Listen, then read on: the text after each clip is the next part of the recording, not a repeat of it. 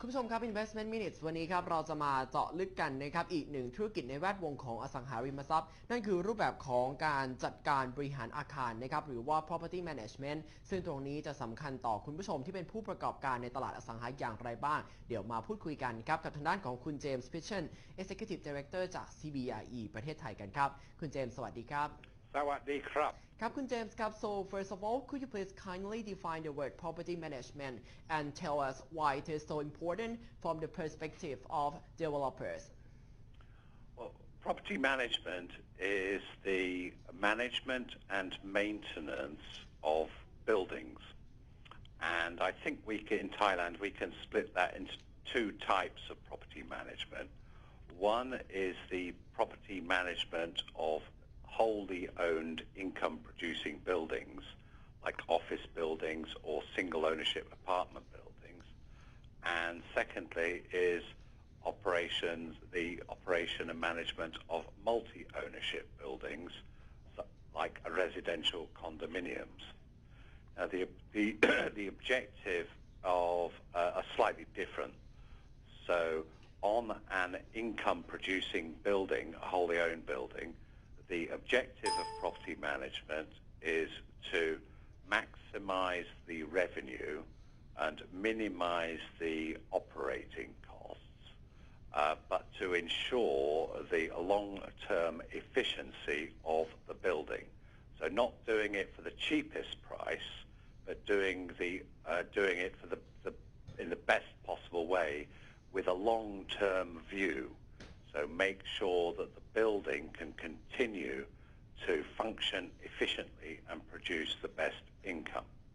Whereas for a condominium, it is to act on behalf of all the co-owners, some of whom will be owner-occupiers,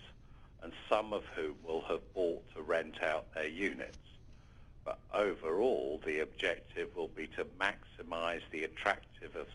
of the building and enjoyment of occupation for owner-occupiers, and for attractiveness to ensure that people who bought for investment can continue to attract tenants. ครับผม so there seem to be two options for the property owners including managing the properties themselves and outsourcing to the professionals both domestic and foreign like the property management service providers. So what are the advantages and disadvantages for these two options? I think for wholly owned buildings that are income producing, the advantage of outsourcing to a professional property management company are to gain the expertise and economies of scale, because there are various elements in property management. There is the physical property management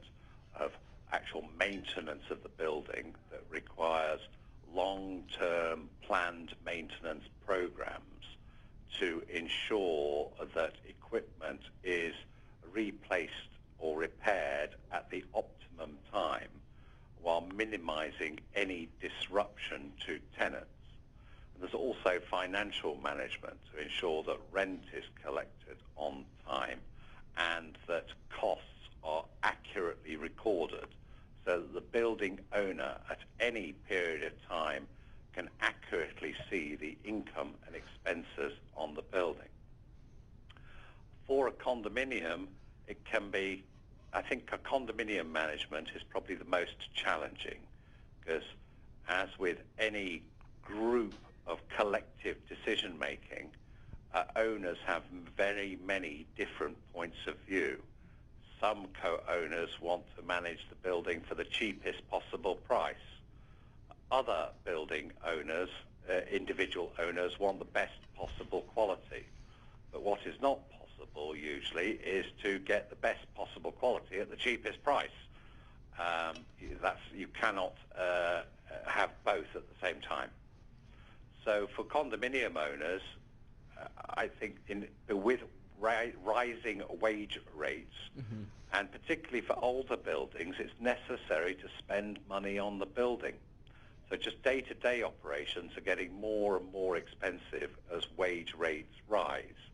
So if we want to have the best quality people, that means the common area management fees will have to increase. At the same time, for older condominium buildings, if their owners want to maintain the attractiveness of the building and enjoyment of occupation, money needs to be spent on refurbishing, renewing,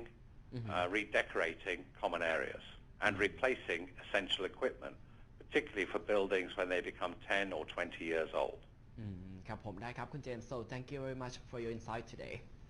Thank you very much indeed ครับผมและนี่คือมุมมองที่นำมาฝากกันนะครับคุณเจมส์ประเมินไว้2รูปแบบของอสังหาริมทรัพย์นะครับที่พบเห็นได้ในตลาดของการบริหารจัดการธุรกิจอาคารนั้นนะครับนั่นคือฝากฝั่งของตัวอสังหาริมทรัพย์ที่ก่อให้เกิดรายได้ซึ่งทางด้านของผู้ประกอบการเองมักจะมีการ outsource ไปยัง professional นะครับที่มีการจัดการด้านนี้เพื่อคงไว้ซึ่งสภาพของอาคารและความสามารถในการสร้างกำไรในระยะยาวรวมถึงรูปแบบการจัดเก็บค่าเช่าด้วยนะครับแต่อีกหนึ่งประเภทครับที่ต้องจับตามองเหมือนกันนั่นคือรูปแบบของคอนโดมิเนียมเนื่องจากมีผู้เช่านะครับหรือว่ามีเจ้าของหลากหลายคนการดำเนินการตัดสินใจรวมถึงค่าใช้จ่ายในการดำเนินการอาจจะสูงเพราะฉะนั้นบางทีอาจจะมีการเลือกที่จะทำการจัดการบริหารจัดการด้วยตัวเองนะครับอันนี้คือความแตกต่าง2ประเภทหลักๆซึ่งรายละเอียดจะเป็นอย่างไรเพิ่มเติมเดี๋ยวสัปดาห์หน้ากลับมาติดตามกันใหม่ตอนนี้หมดเวลาแล้วนะครับสำหรับช่วงของ Investment Minutes กับนาทีพลิกกลยุทธ์ลงทุนในวันนี้ครับ